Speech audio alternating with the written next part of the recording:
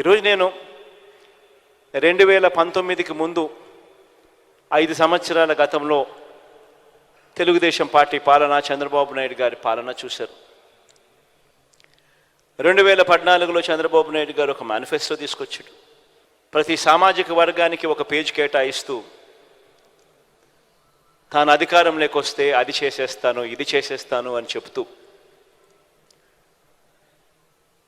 ప్రధానమైన ముఖ్యమైన వాగ్దానాలు కూడా చేశాడు.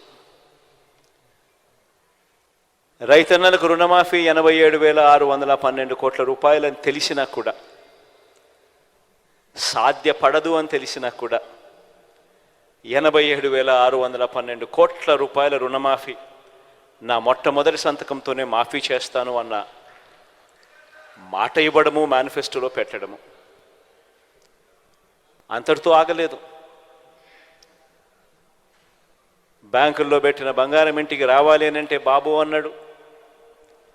పొదుపు సంఘాల రుణాలు అప్పట్లో దాదాపుగా 15,000 కోట్ల రూపాయలు అప్పట్లో ఉన్న ఆ రుణాలన్నీ కూడా మాఫీ చేస్తానన్నాడు. అంతటితో కూడా ఆగలేదు. ఇంటింటికి ఒక ఉద్యోగం లేకపోతే ప్రతి ఇంటికి 2,000 రూపాయలు నిరుద్యోగ భృతి అన్నాడు. ఇవన్నీ చెప్పడమే కాకుండా, ఎన్నికల మేనిఫెస్టోలో ఇవన్నీ పెట్టడమే కాకుండా, గ్రామానికి ఇంటింటికి వెళ్ళి కార్యకర్తలను పంపి దీనికి పబ్లిసిటీ ఇప్పించాడు. టీవీలలో విపరీతమైన యాడ్లు వచ్చాయి. బ్యాంకుల్లో పెట్టిన బంగారం ఇంటికి రావాలి అని అంటే బాబే రావాలి అని అడ్వర్టైజ్మెంట్లు. నాకు ఇప్పటికి కూడా గుర్తుంది అడ్వర్టైజ్మెంట్లు. తాలిబొట్టును ఎవరో వచ్చి లాగుతూ ఉంటారు ఒక అక్క చెల్లెమ్మ మడిలో నుంచి. వెంటనే ఒక చెయ్యి వచ్చి ఇలా ఆపేస్తుంది.